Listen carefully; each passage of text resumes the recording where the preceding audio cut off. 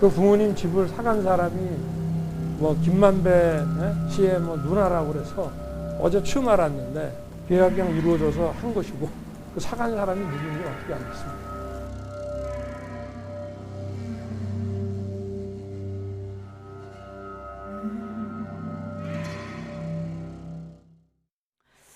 네, 어제 이 시간 이른바 대장동 의혹이 어디로 튈 것인가 한치 앞을 알기 힘들다는 얘기 나눴었는데 오늘은 윤석열 전 총장까지 등장을 했습니다. 화천대유 대주주 김만배 씨의 누나가 윤 전 총장 아버지 집을 묘한 시점에 매입한 사실이 확인되면서 그 배경에 관심이 쏠리고 있고 논란이 일고 있습니다. 여야 유력 대선 주자들 이름이 하루 간격으로 오르내리고 있는 셈인데 나이트 포커스 오늘도 대선판을 말 그대로 점령해버린 대장동 화천대유 의혹 관련 이야기 나누도록 하겠습니다. 박창환 장한대 교수, 이종근 시사평론가 두 분과 함께하겠습니다. 안녕하십니까. 안녕하십니까. 앞서 영상 구석에 기막힌 우연이란 단어가 있었거든요. 물론 살다 보면 어떻게 이런 우연이 있을까 싶은 일도 있습니다만은 하필 집의 매도자가 대선 주자 윤 전 총장의 아버지의 집이고 매입을 한 사람이 또 지금 세간의 관심을 받고 있는 화천대유 김만배 씨 친누나입니다. 이 사안 어떻게 보고 계십니까? 참 의혹의 눈으로 보면 세상에 의심스럽지 않은 일이 없지만 우연도 이런 우연이 있나 이런 생각이 드는 거죠. 뭐 당시에 그 개입했던 부동산 업자는 네. 김만배 씨의 누나 청화동인 3호 이사죠. 이분이 19년도 초부터 연희동에 저택을 구하러 돌아다녔다고 그래요. 그러다가 마침 이제 윤석열 후보의 부친 이 집이 나오니까 네. 이게 구입이 됐다 이렇게 보는데 글쎄요 이게 뭐 두 가지 때문에 이게 의심의 눈초리가 더 심한 것 같아요. 하나는 시점입니다. 윤석열 총장이 총장으로 내정되고 나서 이 집이 팔렸거든요. 네. 그러니까 평상시에 윤석열 총장의 어떤 돌아가는 속사정을 알고 있지 않다면 어떻게 그 타이밍에 그 집을 살 수가 있느냐. 네. 이런 이제 타이밍의 문제가 있는 거고 또 하나는 거래 금액의 문제입니다. 뭐 많이 언론에서 보셨겠지만 예. 당시 시가가 31억 원. 그런데 19억 원에 매매가 됐어요. 그러니까는 아무리 못해도 이거는 다운 계약서고 혹시라도 거기다가 의혹의 눈길을 보낸다면 이중 거래를 한 거 아니냐, 뭔가 뒤로 돈이 오간 게 아니냐 이런 이제 의혹을 살 수 있는 거죠. 네. 이것 때문에 둘 사이의 관계가 어떤 사이냐까지 이제 의심을 받는 거예요. 그랬더니 이제 일각에서 뭐 김의겸 의원 같은 경우에는 박영수 특검에게 윤석열 검사를 추천한 사람이 김만배다. 이렇게까지 이제 얘기가 나오는 겁니다. 자, 이러다 보니까 지금 가뜩이나 화천대유의 초호화 변호인단이 국민들의 법조 게이트 의혹을 받고 있는데 당시에 검찰총장 내정자에게까지 화천대유의 손길이 미친 거 아니냐 이런 의혹이 국민의힘 안팎 또는 언론에서 나올 수밖에 없는 그런 네. 정말 미묘한 사건이 벌어졌습니다. 네, 앞서 그 다운 계약서 부분은 그 지금의 시가와 또 당시 2년 전이라서 네, 그 당시 시가가 시가 조금 네. 다릅니다만 그 당시 시가로도 조금은 싸게 매입한 것으로 알려지고 있습니다. 지금 이제 김만배 씨의 어떤 법조 기자 생활을 오래 한 그 이력도 언급을 하셨는데 그렇다 보니 좀 석연치 않은 그 매입 시점과 연결을 해서 좀 그런 의심들이 들긴 하거든요. 물론 이 부분도 다 우연일 수 있고 그렇기 때문에 또 수사를 통해서 밝혀질 대목이긴 합니다만은. 네, 그렇습니다.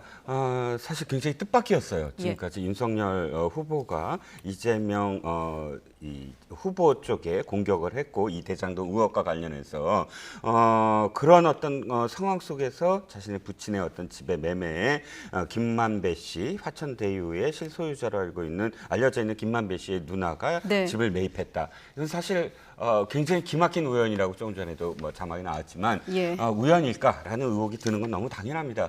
그런데 또 이렇게 들여다보면 의혹에 의혹을 더 이렇게 붙일 수밖에 없어요. 왜냐하면 자 이런 어떤 거래가 있을 때 이것이 어떤 대가가 이루어지거나 혹은 이득을 누군가 취해야 되는 어떤 상황 네. 아닙니까? 그랬을 때 첫 번째 지금 만약에 이게 거꾸로 됐다면 굉장히 이해하기가 쉬웠을 거예요. 즉 김만배 씨나 김만배 씨의 누이의 집을 윤석열 씨나 윤석열 씨의 부친이 샀다. 근데 다운 계약을 했다. 이러면 이해가 훨씬 뇌물이라든지 이런 상황이 쉽게 네. 이해가 돼요. 그런데 지금 윤석열 씨의 부친의 집이 30억이라고 치고 네. 뭐 현재 시세대로 치고 그다음에 그 19억 원에 샀거든요.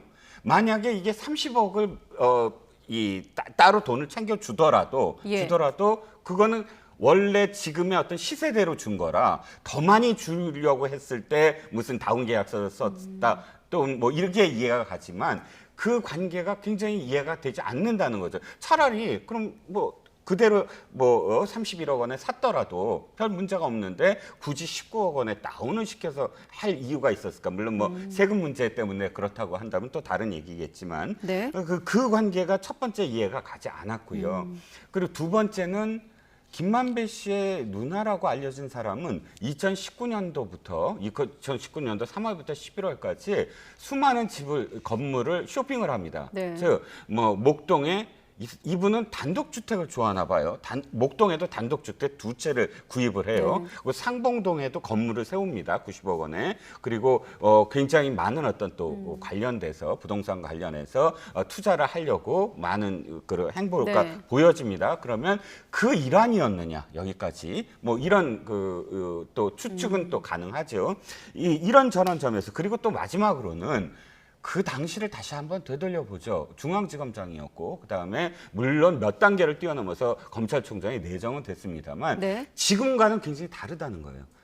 그러니까 지금의 시세로 만약에 집을 평가할 수 없듯이 지금의 대선 후보로 당시에 그 검찰 뭐 총장 내정자를 같은 잣대로 바라볼 수는 없다는 거죠. 물론 이게 법적 카르텔의 의혹은 받을 수가 있지만 네. 그래서 이 세 가지 부분 저도 의혹이 굉장히 많은 지금 우연이라고 생각을 합니다. 네. 그런데 이것도 더 지금 사실은 밝혀져야만 지금 추정을 하지 않고 이 사건이 무엇 때문에 이렇게 됐구나라고 저도 고개를 끄덕일 것 같습니다. 자, 그렇다면 이 시점에서 윤 전 총장 입장이 궁금해지는데 어떻게 해명을 하고 있는지 일단 누구인지 전혀 매수자가 몰랐다고 그 시점에 정상적인 거래인 점을 강조하고 있거든요. 들어보겠습니다.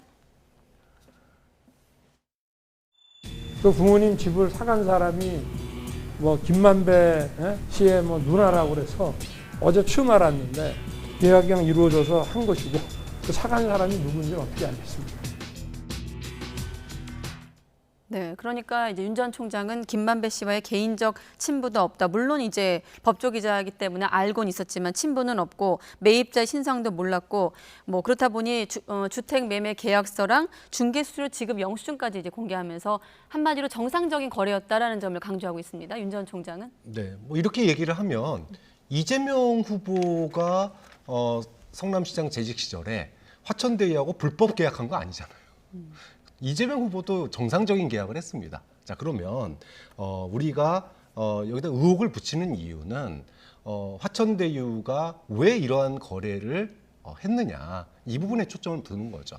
저도 뭐 이재명 후보나 또는 뭐 윤석열 후보가 당시에 검찰총장 내정자로서 또는 향후에 대선을 꿈꾸는 사람으로서 뭐 뇌물을 직접 받거나 이랬을 가능성은 별로 없다고 봐요. 그거보다 화천대유가 왜 그 화려한 법적 카르텔 네. 그 변호인단을 뒀는데 그 손길을 제 생각에는 뭐 평상시에 검찰총장 특히나 뭐 박영수 특검에게 윤석열 검사를 추천한 사람이 김만배 씨라는 얘기도 있으니까 예. 그렇다면은 평상시에 관리를 하거나 또는 스크린을 했기 때문에 집이 혹시 나왔다라고 하는 그런 어떤 속사정을 아니까 거래한 거 아니겠느냐. 그 얘기는 뭐냐 하면 그 정도의 어떤 친분 이런 것들이 있다라고 하는 그런 증거가 될 수 있기 때문에 이 부분에 주목을 하는 거거든요. 네. 저도 이것이 뭐 뇌물로 그 뒤로 돈이 오갔다 이거는 뭐 믿고 싶지도 않고 뭐 현실적으로도 그렇게 쉽지 않은 일이라고 생각을 해요. 좀 그런 네. 점에서 이 계약서의 뭐 정상적인 계약이냐 아니냐 요거보다는 두 분의 관계 윤석열 총장은 후보는 친하지 않다. 알기는 아는데 친한 사람 아니다. 뭐 이 정도 얘기를 하고 있고 김의겸 열린우리당 의원 같은 경우에는 형 동생 하는 사이고 골프도 같이 치고 뭐 이런 사이다. 이렇게 얘기를 했단 말이에요. 네. 그러면은 누구 하나는 거짓말하는 게 되잖아요. 그럼 이런 부분들이 나중에 밝혀졌을 때 또 내용이 좀 밝혀진다면 좀 더 진전된 얘기를 할 수 있겠죠. 지금으로서는 뭐 이게 비정상적인 거래다 뒤에 뇌물이 있었다. 이거는 다 주장일 뿐이라고 봅니다. 그렇군요. 자, 당장 이재명 캠프 측에선 이 같은 지금 오늘 제기된 의혹에 이런 가능성, 로또 당첨 확률보다 낮을 거다라고 이제 주장을 하고 있습니다. 이재명 캠프 측에선. 네, 당연히 그러니까 윤석열 후보 측에서 어제부터 굉장히 공격적으로 지금 이 대장동 의혹과 관련해서 지금 공세를 취하고 있으니까 이런 어떤 의혹이 생겼을 때 당연히 이제 반박을 하는 수준에서 지금 그런 발언들이 나오는 것 같고요. 네. 아까 말씀하셨던 부분들에 제가 좀 제 생각을 밝히면 여기서 갑작스럽게 열린민주당의 김의겸 의원이 나서서 김만배 씨와의 관계를 지금 이야기하고 있는데 또 들여다보면 네. 추정이에요.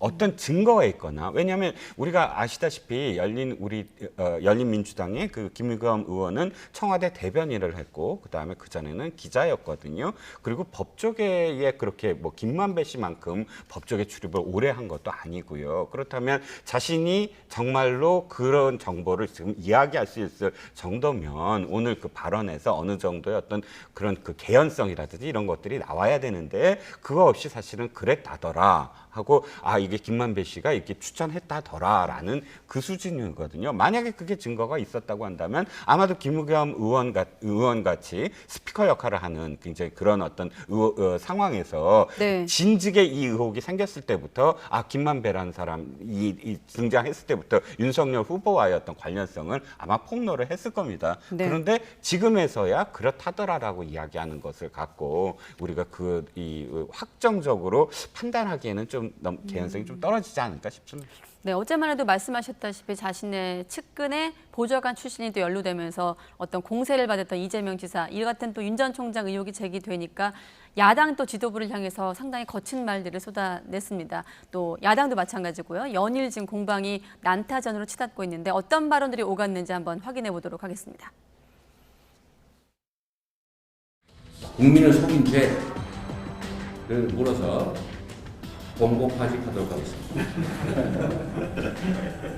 김기현 원내대표에게는 공고파직에 더해서 저기 남북 지점에 위리 안치를 명하도록 합니다.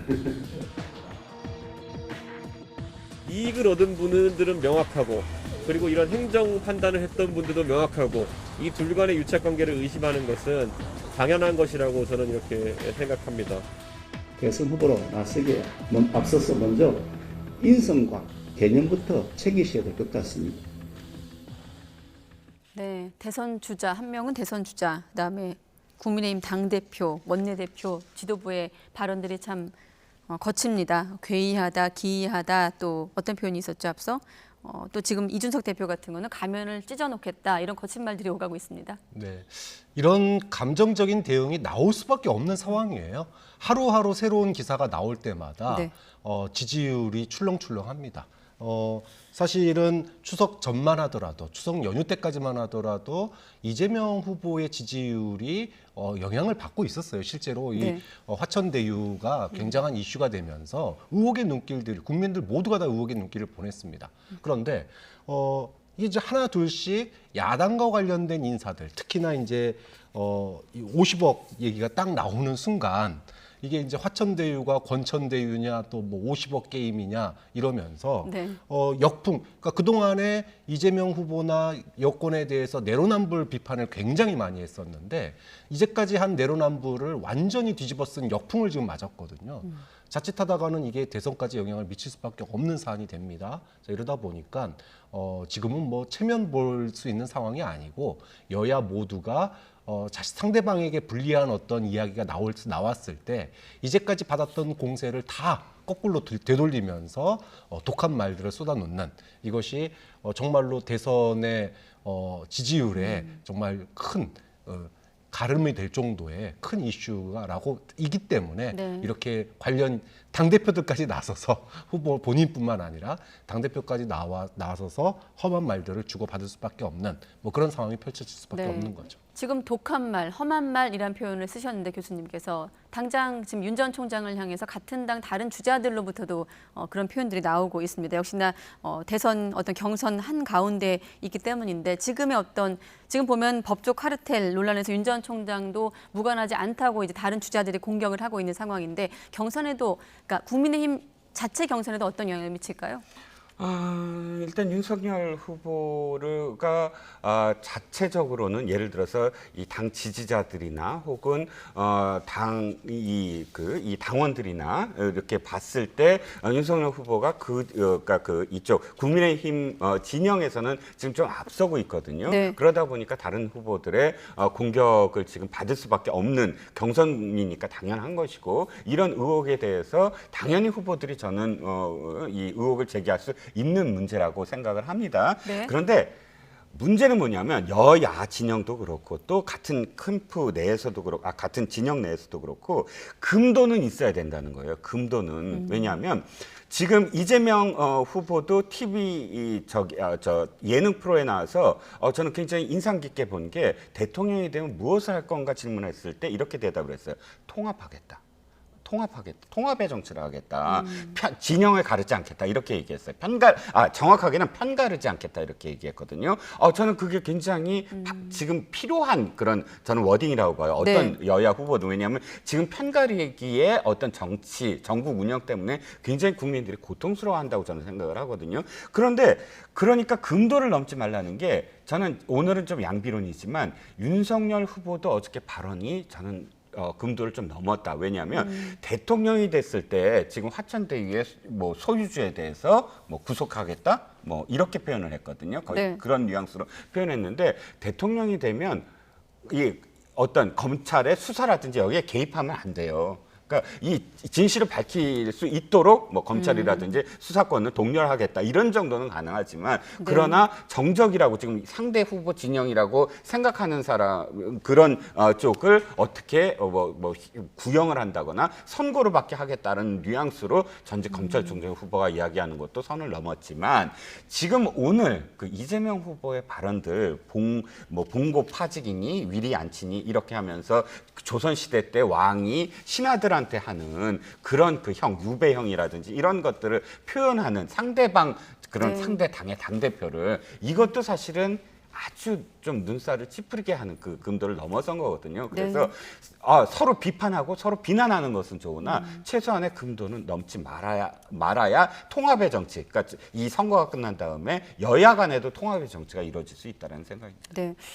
대장동을 방문한 이준석 대표가 뭐라 그랬냐면 특검 거부자가 이제 의심 대상이라 그러면서 이제 야당 같은 경우 계속해서 특검을 주장하고 있고 민주당 같은 경우는 이제 시간 끌기다라고 이재명 지사 포함해서 이런 입장인데 이렇다 보니 이제 국회 정무위 안에서도 이번 의혹과 관련해서 국감 증인 채택 문제를 놓고 또 충돌했습니다. 현장 발언도 한번 들어보겠습니다. 네. 화천대유가 누구 건지 저도 궁금합니다. 경찰과 검찰이 이렇게 수사를 신속하게 추진하고 있는 마당에 저희 국회에서 증인을 부른들 수사 중인 사건이라고 답변도 없을 거고요. 오히려 수사가 방해가 되고 신속한 진상규명에 도움이 안 된다고 봅니다. 국민적 의혹이 있는데 뭐 시혜를 베풀듯이 증인을 부르지 않고 치를 수 있다? 또 검찰과 경찰이 조사하고 있으니까 국회는 가만히 있어야 된다? 이 국회 무용론을 이야기하는 거예요. 민주당과 김병욱 정무위 간사는 노골적으로 화천대유를 방어하고 있습니다. 이재명 후보가 자랑스러운 치적이고 오히려 온 국민의힘의 잘못으로 이 문제가 불거졌다고 한다면 당당히 밝힐 수 있도록 국민 앞에서 당당히 밝힐 수 있도록 증인 채택을 방해하면 안 되는 거 아닙니까? 네, 자 이번 대장동 의혹과 관련해서 여러 갈래의 지금 의혹들이 불거지고 있는데 사실 뭉쳐놔서 그렇지 하나하나 떼보면 하나하나가 다 사실 규모가 큰 의혹 아니겠습니까? 어떻게든 지금 진상규명이 필요하고 공격을 하는 입장도 그렇고 방어하는 입장도 지금 수사가 필요하다는 입장인데 일단 특검이냐 국감이냐 이런 데에서 지금 엇갈리고 있거든요.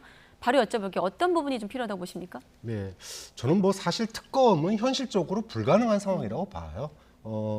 특검을 주장하는 측도 그렇고 반대하는 측도 그렇고 대선에 유리한 국면을 만들기 위해서 특검을 주장하고 반대하는 거지 특검이 진실을 밝힌다?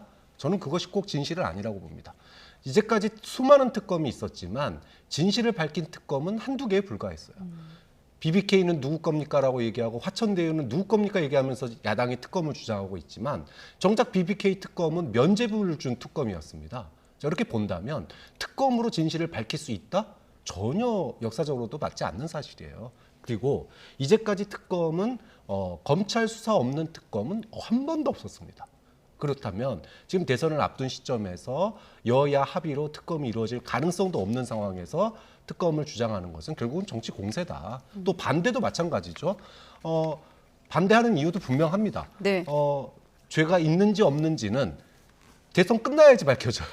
그 과정에서 소위 캠프 관계자들이나 또는 이재명 후보 측근들이 조사받으러 들어가는 순간 그것이 바로 대선에 영향을 받거든요. 그러다 보니까 반대를 할 수밖에 없는데 이거 피하니까 너 찔리는 거 있는 거 아니야? 이렇게 얘기하는 거는 그 주장도 정치적인 거죠.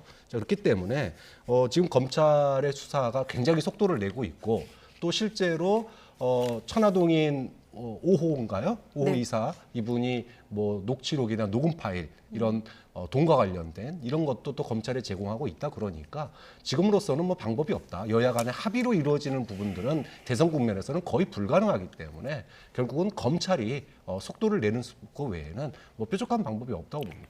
검찰의 수사 내용을 좀 지켜봐야 된다는 말씀이시고요. 자, 특검 무용론이나 특검이 안 된다고 하는 이유가 두 가지예요. 하나는 지금 무용론, 그러니까 특검이 제대로 하지 못한 게 뭐가 있느냐 하는 거고, 두 번째는 특검이 언제나 여야 합의로 이루어졌는데 합의가 되겠느냐. 근데 두 가지 다 저는 조금 다른 생각입니다. 첫 번째는 지금 최근에, 그러니까 BBK는 좀 오래된 것이고 국정농단 사건, 특검이 아니었다면 그렇게 방대한 어떤 수사를 할 수가 없었을 것이다. 박근혜 국정농단 사건 그 결과를 냈지 않습니까? 그리고 두 번째는 드루킹 사건이에요. 그것도 김성태 원내대표가 단식을 통해서 얻어낸 특검입니다. 그런데 드루킹 사건의 전모가 다 밝혀지지 않았습니까? 그러니까 특검에 대해서 국민들도 결과가 나오는구나라고 생각을 하는 그런 그 인식의 변화가 있었고요.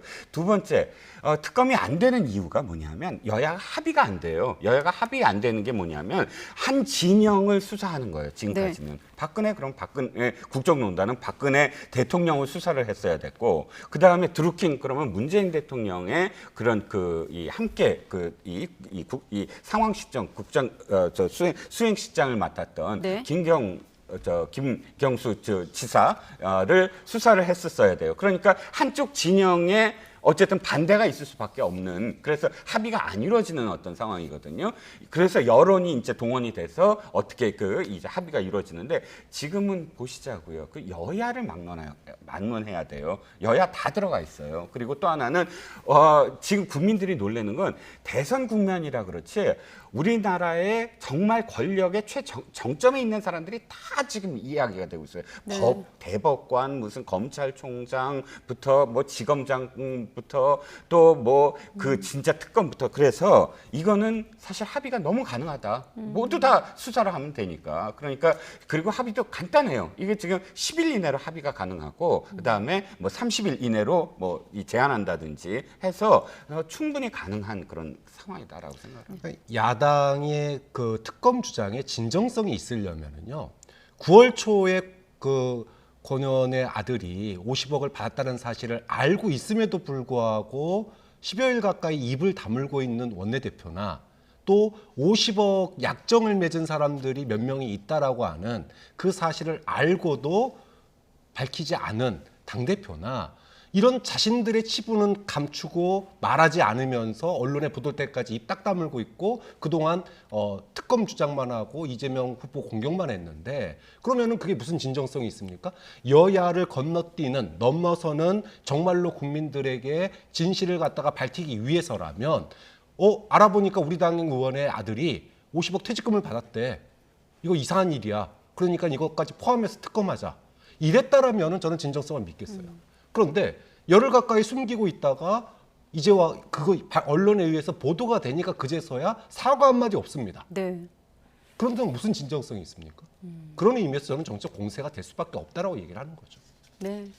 검찰의 수사를 좀 지켜보자는 입장과 특검의 필요성을 또 언급하셨는데 어떻게 흘러갈지 좀 지켜보기로 하고 말씀하신 대로 이 사안 의혹 자체도 좀 이례적입니다만은 이 사안에 연루되어 있는 특히나 또 유력 대선 주자 2명이 또 양강의 주자가 또 연루되어 있는 이례적인 사안입니다.